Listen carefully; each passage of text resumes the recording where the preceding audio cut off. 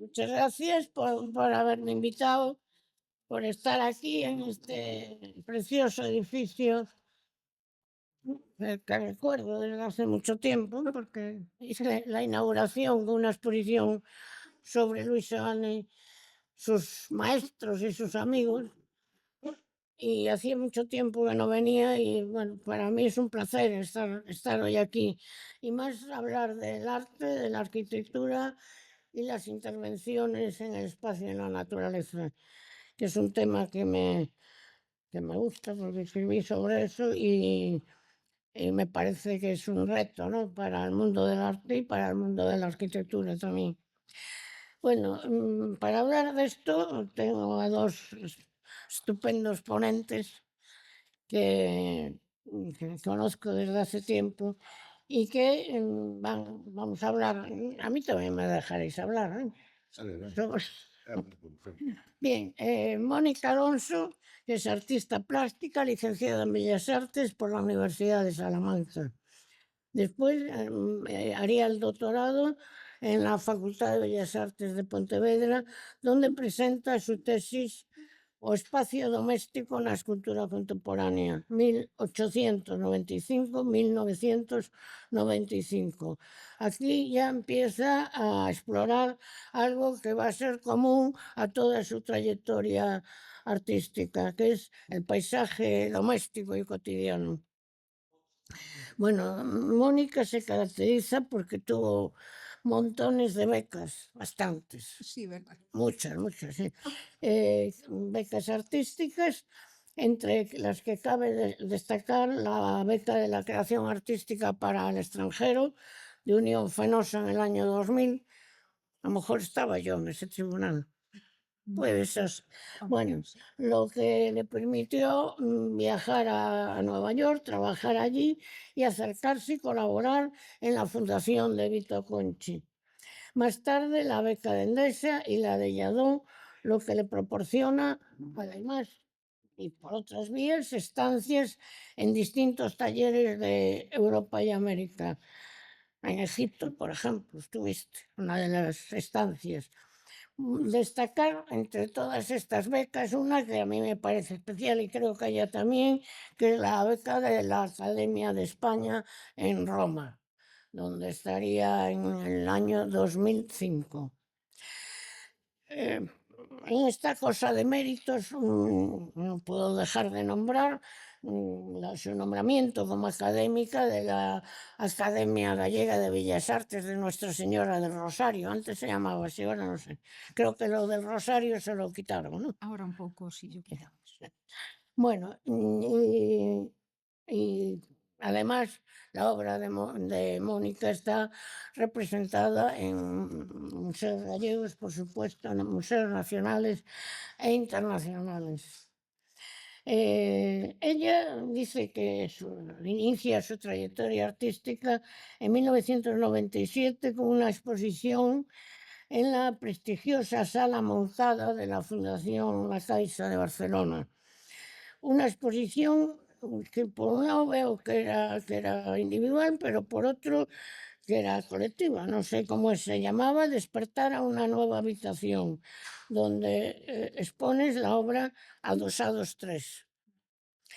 Ya desde sus inicios, Mónica toma conciencia de la relevancia del lugar, dirigiéndose al mundo cotidiano y próximo. Primero a través de dibujos, de esculturas, de maquetas o de instalaciones, donde empieza a descubrir la valía del color y su relación con el espacio, pero también con la psicología del hombre, ¿no? Lo que da lugar a una exploración artística que trata de dirigirse, de contener un carácter social sobre la posición del ser humano en el paisaje y en la sociedad del presente. Desde aquí, sus obras van a evolucionar hacia una expansión espacial real, ya, no solo a través de maquetas.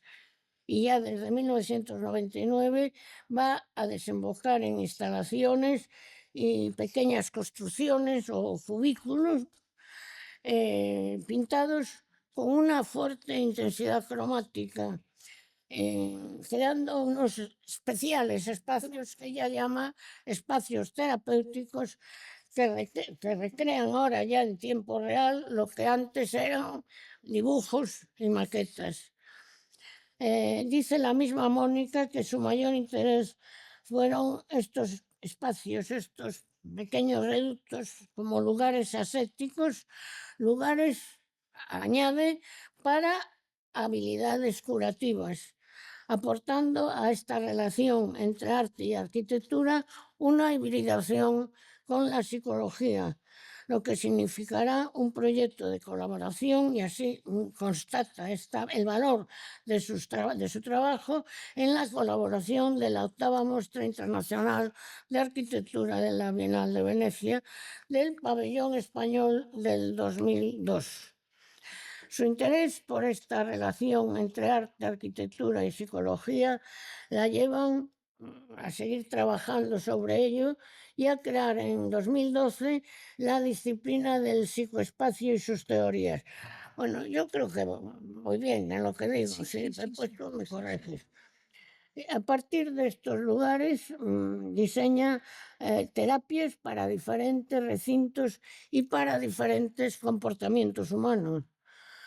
Terapia, por ejemplo, para el dormitorio de infancia, terapia para dormitorio, el tema de la cama es un tema muy recurrente en tu obra, terapia para habitación de hotel, terapia para habitación de hospital. Esta última la lleva a cabo ya prácticamente en el Hospital Universitario de Santiago de Compostela, que yo, estaba próxima a ese momento, en el área de pediatría, proponiendo a los niños maquetas muy elementales, unos cachivaches simples que ellos luego intervendrían y pintarían con los colores que a ellos les gustaban y, vamos a decir, crearían sus propios espacios. En el 2012 también empieza uno de sus proyectos más ambiciosos, que fue la percepción espacial y cromática do ser humano en diferentes culturas. Un trabajo que significará la realización de estadísticas y cuestionarios en los que busca la visión del sentido del color entre diferentes culturas y grupos sociales. Y así realiza un proyecto, por ejemplo, percepción cromática en mujeres de diferentes culturas o aplicación a diferentes grupos culturales e sociais da cidade de Lugo. Como Mónica señala, ella misma señala, aplicó cuestionarios para obtener los datos que luego pasaría a gráficos estadísticos e interpretaría artísticamente los resultados. Sus proyectos como terapeuta es mantener una relación con el espectador, que ella convierte además no solo en espectador, sino también en paciente, con el fin de mejorar cuestiones emocionales y psíquicas a través de los colores y de estos recintos. Busca una relación activa entre artista y espectador, actuando más que como artista, como una medium. Medium es una palabra que ella encuentra cómoda para describirse, más que terapeuta, que es al principio lo que quiere usar, y que cambia por medio y con la que intentará convertir al espectador en paciente y al mismo tiempo en ejecutor de la obra. En 2015 recibe la beca de excelencia del gobierno mexicano para la realización de un proyecto artístico. Y ahí empieza lo que será su gran proyecto que se llama Amasia do Colibrí, 6 casos desesperados, donde intenta poner en práctica la sanación de una enfermedad psíquica a través de unos colibrís muertos. Cada uno tiene un determinado color y esos colores son aplicados a determinadas secuencias emocionales, ¿no? Este proyecto los pondrá en el Museo Marco de Vigo en 1920. Yo lo último que vi de Mónica fue ese proyecto que hizo en el Museo de Pontevedra de la relación entre el diálogo entre los cuadros del propio museo y unos botes con cera que tenían en cierta manera una mezcla, una mezcla de los colores de los cuadros donde estaban expuestos esa relación con los botes. Esto es lo último que vi de tu obra. Bueno, creo que vou eu. ¿Empiezas tú? Sí. Moi boas tardes, grazas por asistir a esta charla, grazas á Fundación Luis Seoane, gracias ao Colexio de Arquitectos de Galicia por convidarme a dar esta charla dentro do proxecto Terra. Marisa, gracias Marisa Sobrino, porque para min é a mestra, quero decir, todos estes anos de acompañamento, é a mestra que todos temos, verdad? Que todos tivemos aquí en Galicia. Pois moitas grazas polas túas palabras, vale? Gracias. E despois tamén Fernando Blanco, que eu tampouco tiña a sorte de coñecer o seu traballo así en profundidade, que foi un auténtico placer coñecelo hoxe. Bueno, pois dou entón inicio a miña charla. A ver si controlo bastante ben o tempo, porque non me quería pasar. Mas te voy a poner yo Claro. ahorita. Bueno, cando estaba preparando esta charla decidín facer algo como moi esquemático, intentando presentar a miña linealidade de investigación. Entón, si sobra tempo ao final, como hai distintos temas que vou ir frenando, podemos volver a eles se hai tempo ou se alguén lle apetece, non? Entón, empezo. Vou empezar porque para entender un pouco o que vou a contar hoxe, vou a intentar poñer un contexto lineal que facilite pois ir máis fluidos, non? Hai un texto de Abraham Moles de Psicoloxía do Espazo de 1972 que a min me serviu para situarme, non? Que se titula Los caparazones de la percepción. Non traducín a palabra caparazones, que sería as cunchas da percepción en galego, porque non sei por qué, pero a palabra caparazones me dá a sensación de que vai un despois de outro, sin embargo a cuncha me parece como máis fina, non? En estos caparazones a mí sempre me resultou moi interesante o saber como é o punto aquí de percepción, o corpo propio, a pel como límite, o vestido, o xesto inmediato, o dominio visual, que a habitación da vivenda como caparazón, a idea de dominio e privatización, que é o apartamento, despois vai o lugar carismático, que é o barrio, o caparazón do anonimato, a cidade centralizada, a rexión e o vasto mundo como espacio de proxectos. E, bueno, podíamos ampliar moitos máis como os caparazóns móviles podíamos seguir avanzando, posicionando moitos máis caparazóns, pero, bueno, vámonos a parar no vasto mundo como espacio de proxectos. Eu formeime nos estudios da psicoloxía ambiental feito nos Estados Unidos dos anos 60 e 70. Bueno, estes libros como A casa de Adán no paraíso, O modo intemporal de construir, A percepción do hábitat, a psicoloxía ambiental, foron os libros que me serviron a min de formación inicial, pero non quero determe aquí. Quero dar un salto grande a un arquitecto que, bueno, que me corrixan os arquitectos, pero, bueno, un teórico que é moi apreciado nas últimas décadas, que é Juhani Pallasmaa. É un arquitecto teórico e profesor finlandés que naceu no 1936 e que influiu profundamente na arquitectura dos últimos anos, facendo consciente a necesidade de involucrar os sentidos na percepción da arquitectura. O seu libro, Os ollos da pel, Arquitectura dos sentidos, é unha crítica á arquitectura moderna e argumenta a experiencia arquitectónica involucrada por todos os sentidos, non? Ademais da vista, o tacto, o oído, o olfato e a propiocepción, que eu non coñecía esta palabra cando o vin outro día, e a propiocepción é unha teoría sobre a percepción do espazo na que a arquitectura debe ser experimentada con todo o corpo e non só coa vista. A min interésame moito o corpo e a memoria na arquitectura. As ideas de Juhani Pallasmaa son claves na recente arquitectura e tamén na base das miñas investigacións actuais.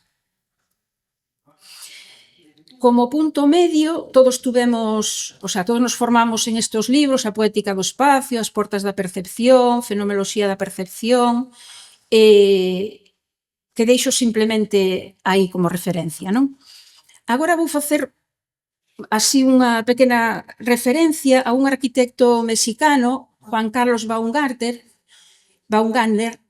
que non é que sexa exactamente un arquitecto ao uso, pero a través del me iniciei eu na psicoloxía na neuroarquitectura, porque empecé a escoitar os seus vídeos en internet, xa fai moitos anos, e bueno, é unha persoa moi didáctica e que fai ver moi ben a relación entre corpo e espazo. E sempre cita unha cita de Winston Churchill que é: nos moldeamos os nosos edificios e despois eles nos moldean a nós. E despois quero citar tamén, por exemplo, Ana Monviedro, que é unha arquitecta que está agora traballando moito tamén nas teorías de neuroarquitectura. Bueno, a miña linealidade espacial de traballo é entón esta: a psicoloxía ambiental, a psicoarquitectura, o psicoespazo, que é un término que describe a relación entre o entorno físico e o impacto que este ten na mente e as emocións das persoas. Como xa citou aquí Marisa, o creei no 2012 e o xerme da psicohabitación, que é o que vou a presentar hoxe.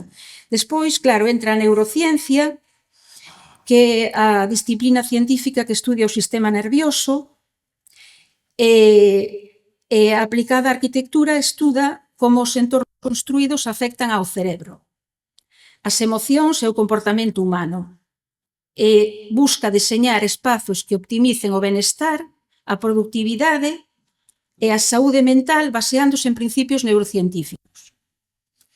Despois, a neuroarquitectura, que é unha disciplina que combina a neurociencia e a arquitectura para deseñar espazos que inflúan positivamente no cerebro e no benestar humano. Baséase en como os entornos físicos afectan as emocións, a cognición e o comportamento. E chegamos á psicohabitación, que é o termo que eu utilizo agora na actualidade para referirme ao meu traballo, pasando do psicoespazo, do 2012, chegando agora a centrarme xa o que é a habitación e o espazo doméstico. E eu a psicohabitación a defino que é unha teoría que abarca calquer tipo de espazo construído. Sin embargo, é no dormitorio no que encontra a súa maior parte de acción. A través da aplicación de cuestionarios de percepción espacial, deseña espacios ideais para persoas concretas. Está indicada para persoas que queran coñecerse e explorarse a través dos espazos que habitaron ou habitan. Toda esta teoría, digo por si se quere ver, din unha charla no Consello da Cultura Galega sobre a miña obra e toda esta parte da psicohabitación está aí. Agora quero volver a un concepto da psicoloxía ambiental que me sirve tamén moito para situarme hoxe, que é o espazo aprendido. O dormitorio e a cama. O espazo aprendido é persoal e do seu estudo podemos obter as claves para deseñar espazos propicios de benestar para cada individuo. O obxectivo da miña psicohabitación. Unha parte da miña creación artística está centrada no dormitorio, como lugar destinado para dormir. Todos necesitamos un lugar seguro ao que volver. todos temos a nosa cama. Entón, a miña liña de traballo sería entonces as calidades psicolóxicas, bueno, xa o explicou bastante moi ben Marisa, pero bueno, as calidades psicolóxicas dos espazos, os espazos terapéuticos, o psicoespazo e a psicohabitación. Eu, digamos que fixen un pouco o proceso inverso do punto aquí. Para entrar, eu partín como do exterior da paisaxe, que vedes que se ve aí fora nesa ventá, se ven unhas flores, de repente a paisaxe entra no interior, é como un control da paisaxe, e despois se concentra en esta cama de aquí, que xa sería o punto aquí de percepción. Esta cama podedes vela, titúlase Construindo o descanso, e podedes vela na exposición que hai agora no quiosco Alfonso, que da celebración dos 175 anos da Academia. Quería poñer estas imaxes que fixo Xurxo Lobato ahora na actualidade e que me parecen moi poéticas e moi narrativas no sentido de como evoluciona a visión das obras co paso do tempo, porque é unha obra de 1994. Dentro do espazo aprendido, o meu espazo aprendido está na casa rural de planta cadrada, que vedes aquí, na que nacín e na que me criei. Esta é a planta da miña casa. Vemos os dormitorios conectados, grandes conectados entre sí, tamén dese tipo de arquitectura, que eu recreei. Por exemplo, este é o plano, o sea, sería unha vista de esos dous cuartos cas camas que había en esos cuartos, que eran cuartos no que había distintas camas, no que vivían, bueno, que dormíamos varias persoas no mesmo cuarto, e despois esa cama que se ve aí ao fondo, amarela, era a miña cama da infancia, que sería tamén un referente de por que eu me centro tanto na cama, que o vou a explicar agora. Preparando tamén outra charla, me din conta, porque levaba moito tempo buscando que podía acontecer. Estos son unhos gravados meus do ano 94 que se titulan Cuartos de loucura. Pois estuve durante moito tempo buscando, pero que podía ser, e digo, ten que ser algo, algo que xa ten nome. Entón, buscando, encontrei que son deformacións de macropsia. A macropsia é un trastorno da percepción visual no que os obxetos se ven máis grandes do que realmente son. Por exemplo, no meu caso, na infancia, é unha deformación espacial. Esta deformación espacial da macropsia, que tamén din unha charla na Academia cando presentei a peza que vos ensinei da cama verde e vermella, que tamén falo da macropsia, e despois, se queredes, volvemos. Por eso quero ir deixando como distintos puntos abertos para si queremos volver. Dende unha perspectiva arquitectónica e fenomenolóxica, a percepción espacial vemos como é clave na nosa experiencia do entorno. Bueno, a macropsia é coñecido tamén como síndrome de Alicia no País das Maravillas. Claro, está moi relacionada tamén coa psicoloxía e coa arte. Por exemplo, arte, Dalí, Magritte, que tamén parece que non, pero empezas a tirar esas deformacións espaciais que se producen, o sea, poden ser derivadas de, bueno, se non, se eso despois volvemos, poden ser derivadas, por exemplo, neurolóxicas, consumo de sustancias, ansiedade extrema, problemas oculares.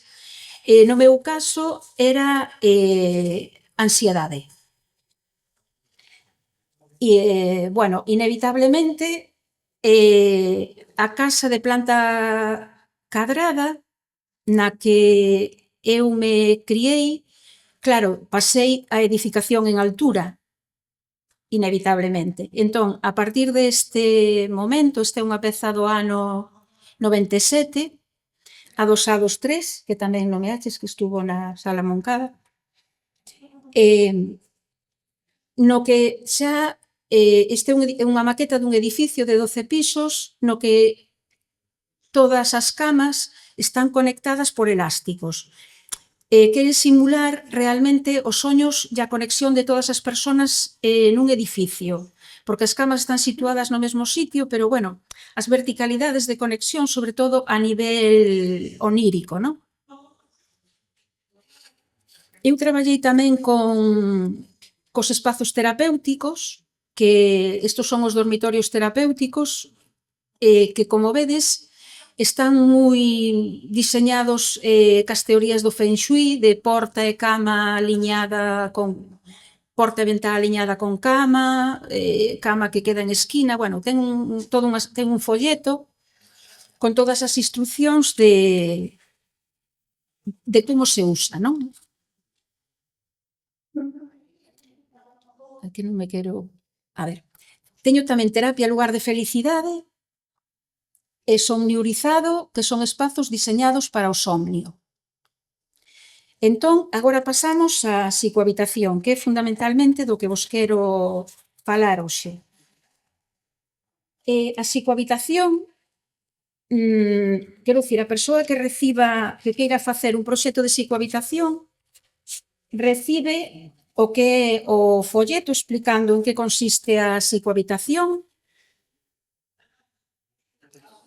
o folleto, unha carta escrita por min explicándolle como ten que facer o proxecto e unha serie de cuestionarios que agora vamos a ver que ten que cubrir coa idea de diseñar un espacio favorable para esa persona, propicio, ou que por lo menos provoque unha percepción positiva, negativa, pero unha percepción que afecte, non?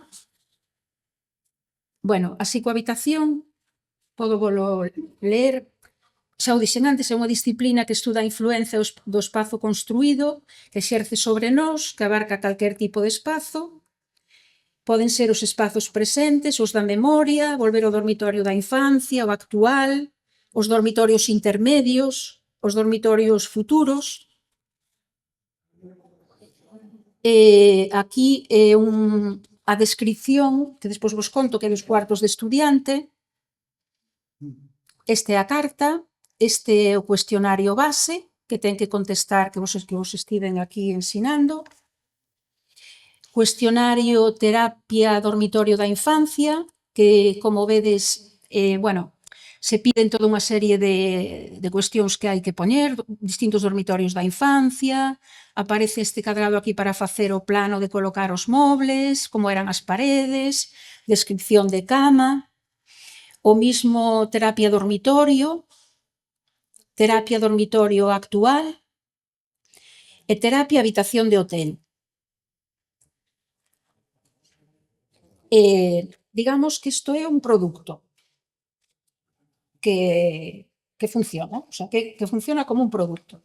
Xa vos digo, a persoa que queira facer un proxecto de psicohabitación recibe a información, cubre os cuestionarios e obtén o seu espacio. Entón, vou a pasar a presentar os casos. Xa no 2002 fixen o que considero eu o meu primeiro caso de psicohabitación, que se publicou na revista Interesarte, que en aquel momento, bueno, fora moi importante. En esta revista había artigos de Manolo Gallego, Xoán Creus, bueno, distintos arquitectos, artistas, e eu propuxen este caso, que era dunha persoa que tiña problemas o sea, que non tiña problemas persoais, non se encontraba demasiado ben, a súa vida non fluía, etcétera, etcétera. E eu en aquel momento estaba traballando moito cas teorías de Feng Shui, entón, pois, simplemente lle propuxen un cambio de un antes, que era unha habitación de ordenación caótica, vedes que a porta está alineada coa cama, a mesa non está nun lugar propicio, bueno, unha mala distribución. Entón, facendo unha nova distribución, non sei se funcionou ou non, pero a persoa dixo que lle cambiaran as cousas na súa vida. Entón, pois, bueno, como sempre digo unha cousa, Vou te acercar un pouquinho máis. vale, eu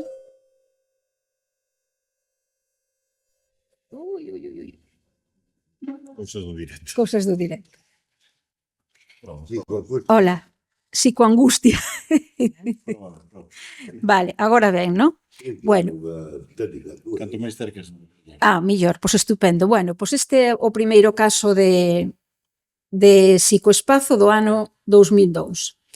Este outro caso que o fixen nun proxecto de arte confesional que tamén me interesa moito. Eu digo que a miña obra ata un momento determinado era confesional, traballaba comigo mesma, pero chegou un momento en que empecé a traballar cos outros. En este caso é un traballo con outra persoa. Está feita a través de experiencia de estimulación onírica. Entonces, trátase da historia de unha persoa que ten como un desequilibrio interior e quere construir como unha especie de lugar de reconciliación ou un pouco lugar seguro, non? E lembra o trasteiro da súa casa da infancia, non? Que sería, aquí está. Esta persoa me describe a min o trasteiro da infancia. Eu o debuxo. Yo ensino a ela e me corrixe que había máis bolsas, etcétera, etcétera. Eu dígolle que a ver se é posible que soñe co trasteiro. Esperamos varios días e si ten un soño. Desaparecen todas as estanterías, aparece unha ventana ao fondo e toda unha serie de mobles. Ela me describe o soño, eu o debuxo, yo enseño a ela e di que non, que os mobles estaban centrados, colocados no centro da habitación. E unha cousa que me gusta moitísimo facer é debuxar o que me describen outras persoas, o sea, descripcións de espacios. Volve a soñar co espazo e este se convirte nunha especie de espazo de baleírase, desaparece a porta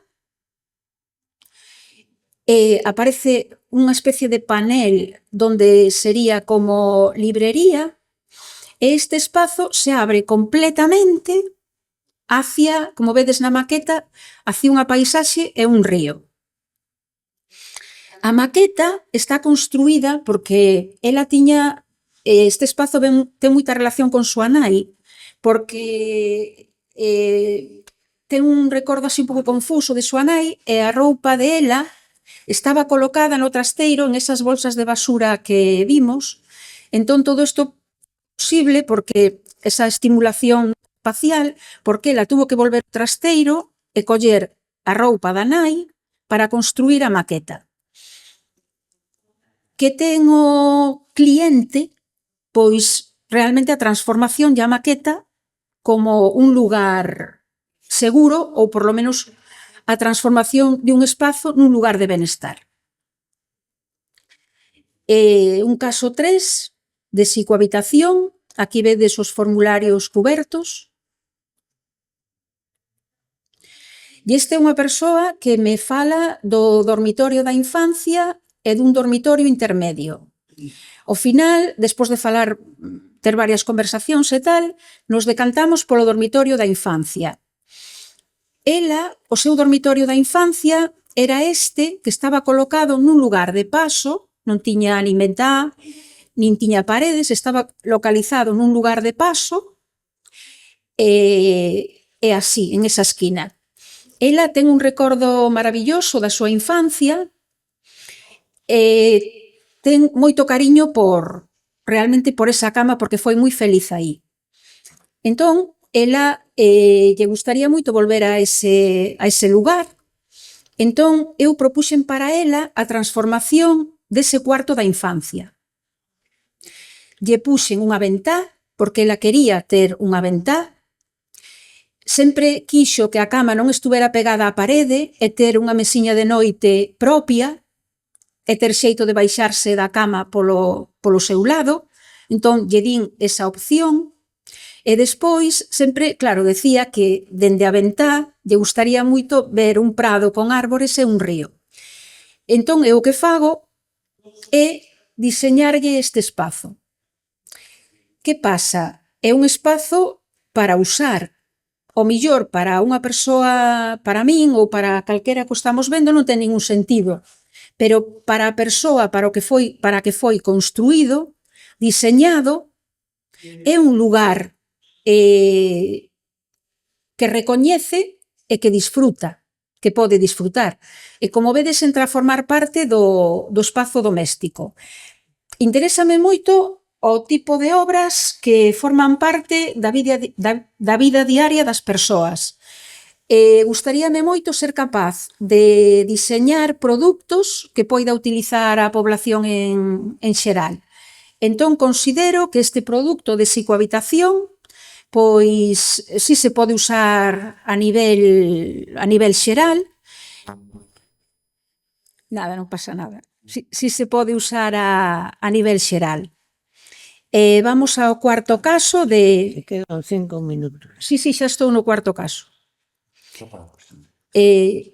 O cuarto caso é tamén o de outra persoa para construir, vedes que, bueno, o cuestionario da infancia, describiu os seus dormitorios da infancia, fixo o plano do dormitorio da infancia, habitación de hotel tamén, como lle gustaban as habitacións de hotel. O que pasa é todo moito máis amplo, pero claro, non vos podo contar todo. O dormitorio actual, como é o seu dormitorio actual, fai varias descripcións das camas, como foi, o sea, o dormitorio intermedio de ela, bueno, a través de todos estos cuestionarios, eu, bueno, fago mogollón de apuntes, relaciono cousas comúns que poden servir para construir ese lugar propicio que lle quero presentar. Ao final, despois de facer os debuxos de todos os espazos que diseñou, bueno, que ela me presentou, o que lle fago é esta proposta, porque ela quería un espazo porque, digamos que, a ver, este espazo titúlase Eu non estou aquí, eu non vivo aquí. Ela quería un espazo de tránsito, non quere vivir en ese espazo. Este é un espazo como de hotel, como de tránsito. Quería un dormitorio con terraza con vista a unha posta de sol. Unha cama chea de coxíns. E despois, algo moi importante, era esa butaca moi cómoda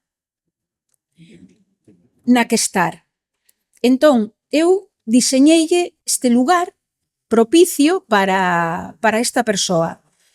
Pode ser que a nivel persoal non nos diga nada, pero non sei se teño as imaxes. A nivel para a persoa si lle dice algo. Bueno, vou moi rápido. Cuarto de estudante, que outro proxecto que fixen, lles pedía a estudantes que me describiran o seu cuarto de estudante, eu os debuxei, fixen un total de 40.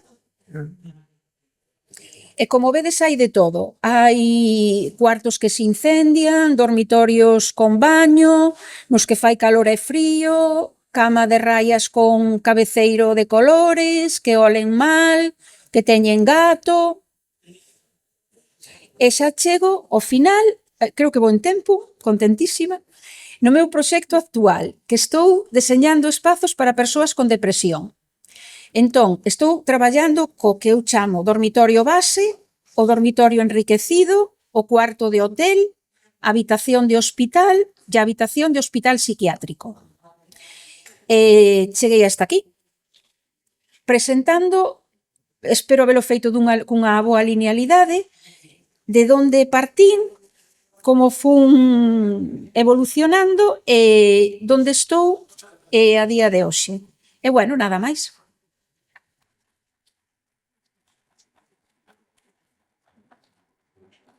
Non sei se se entende. O mellor pode ser conversando.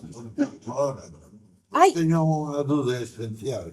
ai, sí, O chequeo que faz de recoller a información primaria sí, son espacios que o persoeiro lembra os de pequeno, claro, claro. soñaos, porque falaches dos Sí, cousas, tanto a lembranza como sí, o soño. sí, Parece que queda confuso, non sei. sí, Tu proposta final, Sí. É que o expliquei tan rápido que claro, é moi complexo de... A ver, hai moitas persoas que non soñan. Entón, se non soñan, eu non lles podo facer soñar. Digamos que nos cuestionarios desta psicohabitación son espazos da memoria, espazos que se recordan do pasado. Pois, claro, son todos espazos da memoria. E ben sabes que cando lembras espacios arquitectónicos, depuras, vas quitando cousas, o sea, son espazos reais. Eu poño unha opción que é na que pregunto: soñaches algunha vez co teu dormitorio da infancia? Existe esa opción. E o pode describir. Pero estos son dormitorios reais, dormitorios da memoria. Falei do dormitorio soñado cando traballei con esta persoa que tiña moita actividade onírica para ir estimulando, ir soñando con distintos espacios. Foi solo en ese caso, pero si teño outro proxecto que se titula O dormitorio soñado, que é con persoas que teñen moita actividade onírica e que se pode traballar esa parte. Expliqueiche? Sí, vale. Mira, ¿y cuántos se llegaron a hacer Reales. reales? Por ahora levo 7, solo 7, porque non sei por qué, pero a xente non se anima demasiado co tema este, porque non sei por qué, non se anima e a mí pareceme tremendamente útil, porque, quero decir, tes un espazo teu, Pero además non é moi... é super sencillo, Cambiaron unhas cuantas cosas, non é? nada máis, é que é unha cousa, recibe o teu sobre, cubres os cuestionarios, mos envías, Ya, pois hai que hacerlo. fago a valoración, che fago certas preguntas se teño algunha dúbida, ou temos unha mínima entrevista para cambiar impresións, e fago o espazo. Agora estou diseñando un para unha persoa que ten moitas migrañas, que tamén a ver se conseguimos deseñar un espacio propicio para que poida visualizar nos momentos de migrañas, por exemplo. Despois... Pero yo te pregunto, ¿los llegan a hacer despois? No, Bueno, non, son só os debuxos. Son os debuxos ou a maqueta, pero é o debuxo. Pero é que eu considero... Pero Que- entonces, como é o resultado científico da tua investigación, como comprobas se a tua habitación provoca o bienestar da persona que ten un malestar determinado? É solo teoría, Non, é compartindo coa persoa. é un comentario. Vámolo traballando, e ao final, que foi o que contei aquí da cama, sí. que este, por exemplo, o traballamos dun xeito persoal, e eu que vos decía, houve unha cama primaria, do dormitorio da infancia, un dormitorio intermedio, e foi cando empezamos a traballar, entón, ela o que ten, que por eso o puxen aquí, na súa casa, é o debuxo. E o debuxo, para min, ten un acceso mental moi fácil, porque todos sabemos o que é un debuxo, non é unha fotografía. Un debuxo é moito máis que unha fotografía. Entón, o acceso mental a un debuxo, para min, é moi evocador, é moi fácil. Pero tú cuando llegabas a hacer espacios reales, Sí, pero agora non. cubículos, Non me interesan porque por unha cuestión moi concreta. Non son funcionais, porque se tes que construir un espazo cada vez que sí, claro. tal, non son funcionais e non van a unha persoa determinada. E despois, cando eu empecé a facer as burbullas de cor fai casi 20 anos, tiñan sentido. Pero agora que a nivel centros comerciais, experiencias perceptivas, hai 50.000 cousas, eu creo que xa a nivel artístico xa non teñen sentido a día de hoxe, eu creo. Bueno, non sei, para mí non o teñen agora. De feito, se tuvera que intervir un espazo, non sei, o tería que pensar. Pero fixeches moitos deses. Sí, e interviñen un centro de día onde vivían para persoas que o iban a habitar, que establecín unha gama cromática que era do amarelo sol, o verde curativo, o verde activo, o verde enerxético e o azul activo. Entón era a xente que chegaba ao centro de día entraba no hall que era amarelo sol. Claro, era un amarelo que eu elexía como sol. As salas polivalentes onde estaban as persoas que estaban no centro de día tiñan un verde enerxético, porque claro, precisaban enerxía. A zona de curación, onde facían a terapia para a rehabilitación, era un verde curativo, que era un verde, unha derivación do verde enerxético, para que cando a persoa co verde enerxético, o sea, que non notara demasiada diferencia entre estar en terapia e estar en enerxía, que estuvera nun lugar seguro, o sea, fora con unha sensación segura. O comedor era laranxa activo, porque todos sabemos que o laranxa estimula o apetito e tal, e despois era o azul activo para as áreas administrativas. No, solo para rematar, decir que a pesar de toda esta cosa terapéutica y tal, al final Mónica dice, pero yo lo que soy realmente es un artista. Sí, totalmente, isto é arte, Lo dices al final. Sí.